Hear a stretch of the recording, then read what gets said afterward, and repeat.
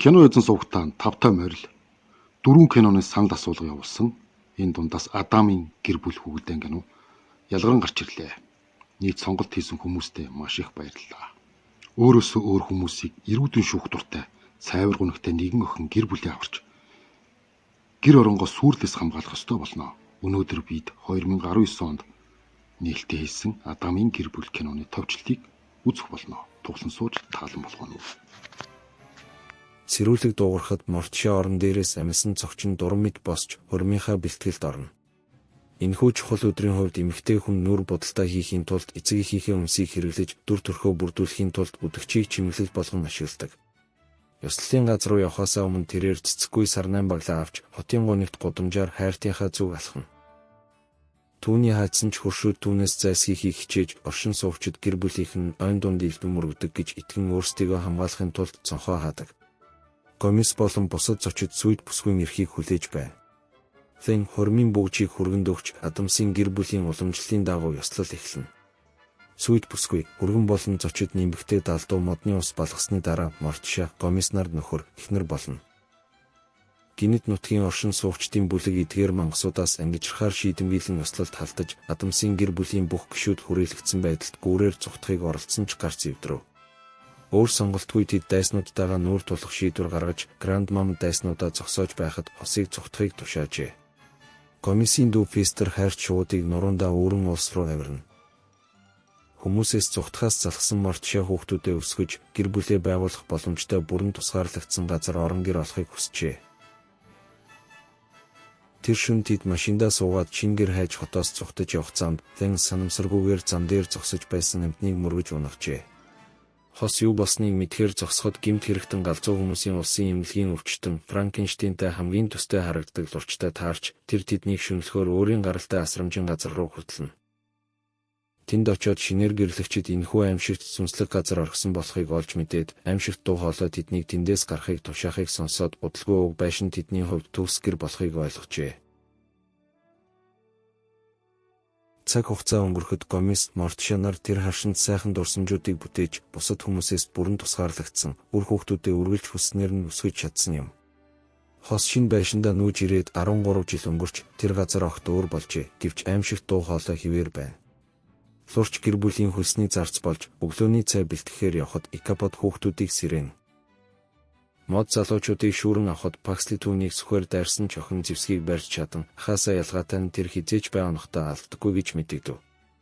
Хүүг зайлуулсны дараа Винстэй хаалганы нөгөө талаас дугуйны хонхны дуу сонсож хаанаас гарч байгааг олж мэдхээр ойртно.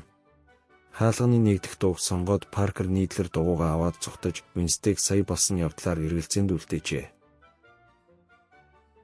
Копи уусны дараа Гомис Пакслиг үлэмжийн хичээлд оролцохоор дуудахад хүү буужин ашиглан түүнийг дайрсан ч түүнийг зайлсхийж чадхад хөлөг агаарт дэлбэрч чүхрээр буухтаа хүү эцгийн рүү бөмбөг харуулах хэвэр чонын чанхыг ашиглан эцэг нь цохиулахгүй тул тулааны ур чадвараа ашиглах ёстой болно. Тохиолдлыг дуусгахын тулд Гомис бейсболын цохиурын тусламжтайгаар бөмбөгийг Паксл руу буцаа шидэж цохиж хүү хүлэмжинд унгаж чаджээ. 2-7 хоногийн дараа бүх гэр бүл Паксли Адамсын гэр бүлийн үр дүнтэй гишүүн гэж үзэгдэхийн тулд элдний ур чадвараа харуулах ёстой ёслолд цуглах болно. Гэвч хүү элдүүд нь маш хоцрогдсон гэж мэдэгдэж түүний жинхэнэ сонирхол нь байшин нурааж чадах бөмбөг бүтээхэд оршино. Гомис хүүдээ энэ нь 13 жилийн дотор түүний бүх гэр бүл дахин нэгдэх анхны тохиолдол болох тул Саберма зургийн өдөр төгс байх ёстойг хэлжээ. Паксли авигаа баярлуулахаар шийдэмгийлэн удахгүй болох өдрүүдэд элдний мастер болоход бэлтгэл хийн гэж амлав. Өдийн хоолны үеэр мордшаа нөхрийнхөө хувцсанд Пакслигийн нэг бөмбөг наалдсныг олж эд зүйлийг цонхоор шидэхэд дэлбэрэлт болж Пестрийн цогцос шилэн хүрээгээр нисч хоолны ширээн дээр унана. Гомис ахаа хараад маш их баяртай байна. Учир нь түүнийг Пакслид бэлтгэл хийхэд туслахын тулд ёслолоос өмнө эрхийг хүссэн юм. Өмнө нь сонсон чимээнд сонирхсон Винстэй ахаасаа хаалганы цаана юу байгааг хэлхийг гуйна. Охины хамгийн хүсэл бол дэлхийн аимшигыг судлах эрх чөлөөтэй байх боловч эхэн түүнийг тэр харшинд үлдээхийг шаардсаар байна. Охин ч өсөөдөл хүссэн газраа явж болно. Харин одоо аюулгүй байдлыг нь хангахын тулд гэртээ байх хэрэгтэй гэж мордшаа хэлнэ. Уурсан Винстэй өөрийн тижээвэр наймалт Сократаа дуудаж өрөөндөө орно. Өдийн хоолны дараа лурч үлдэгдэл хоолыг хоолны хэрэгслүүдийн хамт арслангийн аманд шидэж тэр нь мөн гэр бүлийн гишүүн гэж тооцогдно. Тэр телевизорыг асаахад марга нийтлэр хөдөлдөг Home Art and Garden нэвтрүүлэг гарна. Эмэгтэй архитектор үйл хөдлөх хөрөнгийн зуучлагч бөгөөд 50 гаруй худалдах байшинтай Assimilation нэртэй бүх хотыг дөнгөж барьж дуусгажээ. Нэгэн байшинг худалдаж авах боломжийг олохын тулд зүгээр л нэвтрүүлэгчид холбогдох хэрэгтэй. Нэвтрүүлгийн төгсгөлд продюсер Глен маргад хаалтын талаар юу бодсныг асуухад тэр дараачийн ангид бүр илүү их агаарын бөмбөлөг ба цэнхэр цаас хүсэж байгаагаа хэлжээ. Эмэгтэй тэр байшинг зарах гэж зөхөрч байна. Эс бөгөөс түүний компани дампуурна. Марга ажилдаа маш их зүтгэдэг тул охиндооч зав гаргаж чаддаггүй. Паркер толгойд дээрх харшид зочлохоор явахдаа болсон явдлыг хийх гэтэл ихэн түүнийг үл тоомсорлон ажлаа үргэлжлүүлсээр байна. Паксли зорилтоо дасгалжуулж байхад Винстэй түүнийг эрүү шүүхээр ирж ахынхаа сумаа алдаж Фестер аав ах нь оногдоход хүргэсний дараа охин түнд мазуркад бэлтгэхэд туслахаа мэдэгдэнэ. Залуу эмэгтэй ахаа өөрийн ухсан нүхний хажууд зогсохыг гуйхад яг тэр үед тэд харшийн дээгүүр агаарын бөмбөлөг нисч байхыг хараад Винстэй Пакслиг болсны дараа толгойд нь цохиж капотын мөчөрт гатсан бөмбөлгийг авахар очин. Эхээсээ энэ юу болохыг асууна. Бөмбөлөг болон охины хувцсанд наалдсан жижиг өнгийн цаасыг хараад Мортша байшингийн гадна талд очоод харшийн дээгүүр маш их хэмжээний цэнхэр цаас нисч байгааг ойлгоно. Тэр үед Паксли өөрийгөө ухаж гарч мөн энэхүү юр бусын үзэгдлийг харж гайхна. Гомес тэднийг хүрээсэн манан арилж байгааг ойлгож удахгүй харш бүрэн ил болно. Тэдний амьдардаг толгодын доор тосгон баригдаж байгааг ойлгоход хос танилцахаар тэнд очихоор шийднэ. Дараагийн нэвтрүүлгийн бэлтгэл хийж байхдаа марга түүний баг тэр бүх байшингууд уулан дах гунигт цайзын үзэмжтэй болохыг анзаарна. Гадамсын гэр бүл хотод ирэхэд хүн бүр тэдний аимшигт уйдгартай дүр төрхөд цочролд орно. Тэд тижээвэр арслангаа газар үзүүлэхэд авч явж оршин суугчдын дунд цөхрөл үүсгэнэ. Цагийн хомсдлын улмаас хос хотын бүх буланг хамрахын тулд сална. Гомеслийн ийн хамт кофе шопонд ороход хүмүүсийн дунд хачин байдал үүсгэж хамтдаа кофений шаарыг амсаж дуусаад л гарна. Тэд дахин уулзахад гэр бүл өсвөр насны хүүхдүүдийн бүлэглэлийн хөгжмийн тоглолтыг сонсоод тэднийг ухтах арга гэж бодож Пестер аав ээлдэг занг хариулахын тулд авьяасаа ашиглан сондгоо дуудуулж үзэгчдэд арьс хорчилгоно. Эмх замбраагүй байдлын дунд марга хуршүүдээ ухтахаар ирж нэр хүндтэй архитектороор харшаа засварлуулах боломжийг санал болгож тэр хуучин байшинг дахин чимэглэх сорилтыг хүлээн авахд бэлэн гэдгийг хэлнэ. Маргааш өглөө тохирсончлон марга багтаага харшид анхны айлчлалаа хийхээр очдог.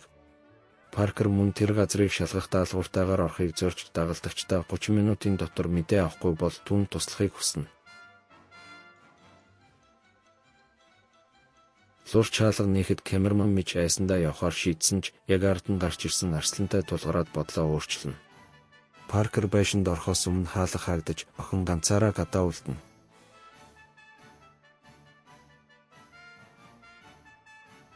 Байшинд ороод маргалааны суураар болж нууц гарсныг итгэхэд хинч анзааралгүй мич алга болно.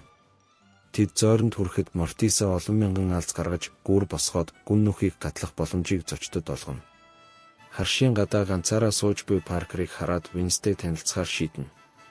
Паркер түүнийг сургуульд хизээж харж байгаагүй гэж хэлэхэд Винстэй шоронд сурдаг гэж мэдэгдэнэ. Ярианы үеэр цайвар охин байганохдоо хөндлөн ном ашиглан Фестер аав руу хид хідэн сум харуулж түүнийг юунаас суралцахыг асууж энэ газар ширэг төстэй болохыг олж мэдээд түүнтэй танилцахдаа догдлоно. Харш даяар тархсан янз бүрийн сонин ачингуудыг үзснийхээ дараа марга бүх байшинг засварлах төсөлтөөгөө мэдэгдэж өөрчлөх шаардлагатай бүх хэсгийг тэмдэглэхийн тулд шүршигч будаг ашигладаг. Гэвч тэмдэглэгээний төгсгөлд Мортша тэр газрыг төгс гэж хэлээд шинжилэл хийсэнд архитекторт талархаж түүний хувьд эдгээр граффитийн тэр орчныг улам аимшигтай болгоход чухал үүрэг гүйцэтгэсэн юм. Гомес ердийнхөөрөө эхнэрээ зөвхөн харшийн гадаа дэмжинэ. Үлдсэн багийнхан мичийг санаж байгаа ч гэрээс нь тэднийг гадагш гарахыг тушаасан аимшигт дуу хоолой сонсногч цугтахаар шийднэ. Марга явахаасаа өмнө Гоместэй ярилцаж хотод зарагдах 50 байшинтай бүгд харшийн харагдцтай тул эмэгтэй тэр газрыг засварлахыг хүсэж байгаа тухай дэлгэв. Үүнийг сонсоод тэр удалгүй гэр бүлийнхнээ бүгдийг нь тэр хотод аваачиж ирээд тэр байшинг эзлэх санаа олно. Шинжилэл хийсэнд эмэгтэд талархсны дараа Гомес түн цугтахыг зөвлөөд цусд махны хэсгийг архитектор багийнхаа хамт харшийн гадаа шиднэ. Паркер тэдэнд Винстэйтэй танилцсан охин нь бүрэн солиотой гэж боддгоо хэлнэ. Гадамсын гэр бүл түүний тусламжийг хүлээж аваагүй тул марга төлөвлөгөө эхлүүлэхэд бэлэн байна. Тэр үдээс хойш Винстэй эцэг ихтэй Паркертэй хийсэн ярианыхаа талаар хэлж өөртөө насны бусад хүүхдүүдийг эвгүй байдалд оруулах боломжтой болохын тулд сургуульд явахыг хүсэж байгаагаа мэдэгдэнэ. Мортишаа эхлээд энэ санааг эсэргүүцсэн ч Гомес энэ нь хотын оршин суугчдтай илүү сайн танилцах маш сайн боломж гэж хэлэхэд охиныг сургуульд явуулахыг зөвшөөрнө. Хэд хоногийн дараа тэр охиноо сургуулийн анхны өдөр нь хүргэж өгнө. Винстэй сургуульд ороод удалгүй сурагчдын дунд үүмэн самун үсгэн. Паркер шүүгийнхээ дэргэд зогсож найзуудтайгаа ярилцаж байгаа охиныг анзаарч түүний ихрүүдтэй танилцуулж байтал Битан гарч ирэн Паркерын үр өвчнөд хөгцөрсөн сэндвич хийж орхино. Үүнийг дутахад тэр коридороор алхаж явсан сургаас хийжүүлсэн ундаа хулгайлж дотор нь юм шидэж өдийн хоолоо бүрдүүлнэ. Битаны хамсаатнуудтайгаа явах гэтэл Винстэй оролцохоор шийдэж аимшигтай харцаа шидснээр Битаныг айлгаж мөгөрсөн сэндвичийг идэж байхдаа тэр сургуулаа удахгүй болох 7 хоногудад эзлэх төлөвлөгөө бодно. Тэр гэртээ харахдаа марга хуршүүдийнхээ байшинг нууц камераар тагнадаг нууц өрөөндөө орж нийгмийн сүлжээгээрээ Адамсын гэр бүлийн талаар гүтгэлэг тараана. Бодлогын цуу яриа хотод тарах нь оршин суугчид тэднээс айх болно. Шинжлэх ухааны хичээлдээр Винстэй мэлхийн цогцтой таарч амьтны биед хүчтэй цахилгаан энергийг чиглүүлэх чадвартай машин бүтээж, бусад суурьдах амьтад мөн өртөж, гинэт хоёр нутагтнууд босч, амьд мэд алхаж эхлэхэд Винстийн тушаалаар зомби мэлхийнүүд Битан руу дайрна. Тэр үед бүх анги багшийн хамт цөхрөнгөө барж хичээл цуслагдсанаар сургуулаа орхино. Паркер Винстэй болон түүний найзуудыг тэр шөнө худалдааны төв рүү явахыг өрнө. Фестер авгуусанд орж байхад Паксли болон түүний эцэг их зочны өрөөнд тоглож байна. Тоглоомын үеэр дэлбэрэлт болж усанд орох Ван доошоо унана. Энэ үед цуухнаас зүйлс гарч эхлэхэд Гомесийн их Грандмам гарч ирнэ. Тэр урт аяллаас Пакслид мазурктаа туслахаар дөнгөж ирсэн бөгөөд далайн дээрэмчдийн хөлөг дээр хид хідэн покер тоглож мөнгөөр дүүрэн ач хүүдээ бэлэг болгон чихэр авчирчээ. Винстэй гэртээ ирэхэд ихэн уснээс нь ганц ивэрт хавчаарыг олж цөхрөлт автна. Эмэгтэй охиноо ийм гоёмсог зүйл өмссөнд шүүмжилсэн ч охин түүнийг үл хэрэгсэн дээшээ өрөөндөө орно. Охиныхоо талаар санаа зовсон Мортишаа түүнтэй ярилцахаар шийдэж маргааш сургуулийн дараа оршуулгын газарт цай уухыг хүрнэ. Ээжийнхээ чалчаанаас зайлсхийхийн тулд Винстэй урилгыг хүлээн авч унтраа гэрлээр унтдаг.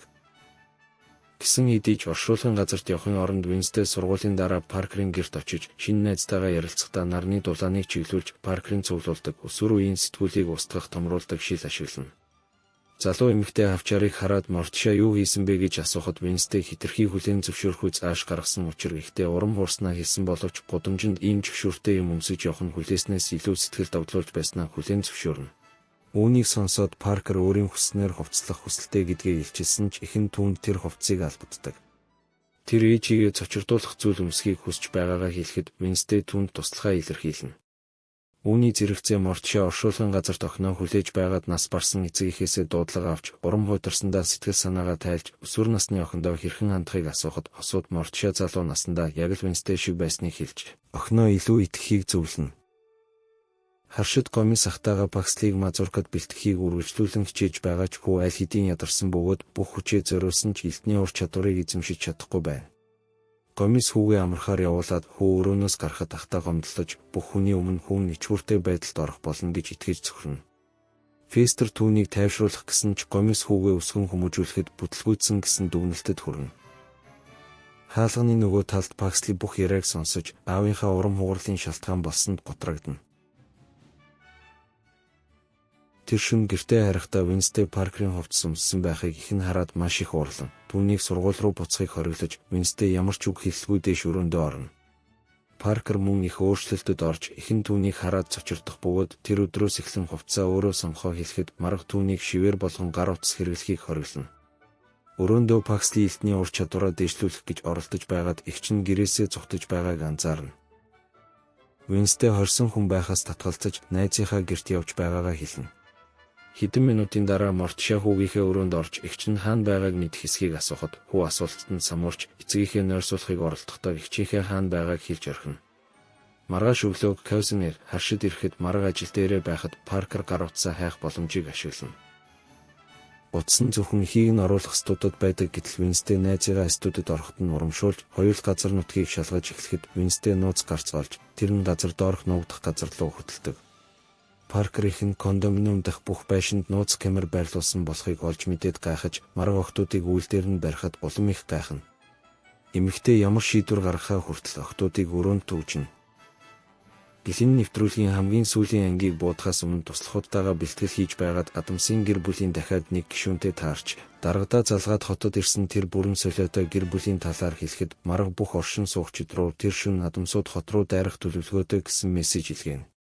Харшид ирэхэд бүх цэцэд ёслол догдолж 13 урт жилийн дараа бүх гэр бүлээрээ нийлэхдээ баяртай байна. Гэсэн хэдий ч Антислум баг зэргийн урам зориг хүртэл харуулахгүй комиссийн хүүд өгсөн бэлтгэлд эргэлздэг. Цонхоор харахад Паркер, Винстен нар марга Адамсын гэр бүлийн эсрэг бослохыг удирдах байгааг олж мэдээд тэднийг устгахыг зорж байна.